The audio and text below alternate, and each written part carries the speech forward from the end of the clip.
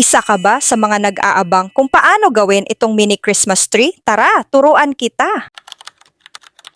Una, gagamit muna tayo ng used white folder para sa paggawa ng katawan ng ating mini Christmas tree. Cone shape at 22 centimeters height. Gupitin lang ang bandang ibaba ng cone para perfect cone shape.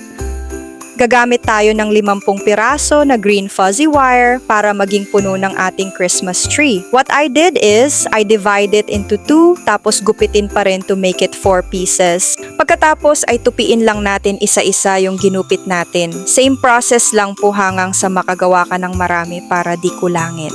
Next, gumawa tayo ng star gamit ang yellow fuzzy wire. Sundin lang ang ginawa ko kasi nakakapagod din pala mag voice over, chariz.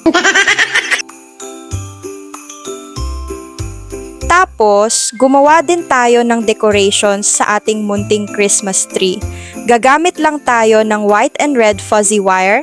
Pagsamahin lang ang dalawa, then twist.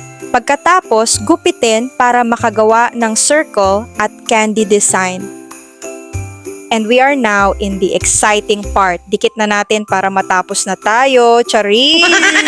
Ganito ko lang siya pinagdikit-dikit pero nasa sa inyo pa rin kung anong technique yung gagamitin mo. Sa akin kasi, paisa-isa. Pero pwede nyo naman dinahatiin yung green fuzzy wire. Pwede nyo itong tupiin 4 na beses para makagawa ng 4 na piraso pa rin. Mga mi, itong mini Christmas tree ay swak na pang negosyo this Christmas season. I believe mabebenta ito around 150 to 250 or depende na sa inyo. Tandaan na dapat alam niyo ang halaga nyo as a crafter. So, ayan, lagay na natin yung star at fold lang natin ito para magmukhang Christmas tree talaga.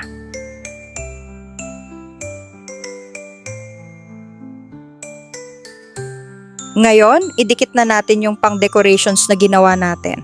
Mga mi, if you have other decorations available, mas better. Ayan, lagay na din natin pati ribbons.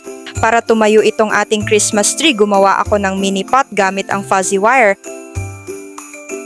At ito na nga ang ating mini Christmas tree. Pwede nyo din lagyan ng Christmas lights para mas maganda, but optional lang po ito. Nasa sa inyo pa rin po yung decision. Charis! So that's all for today. Bye!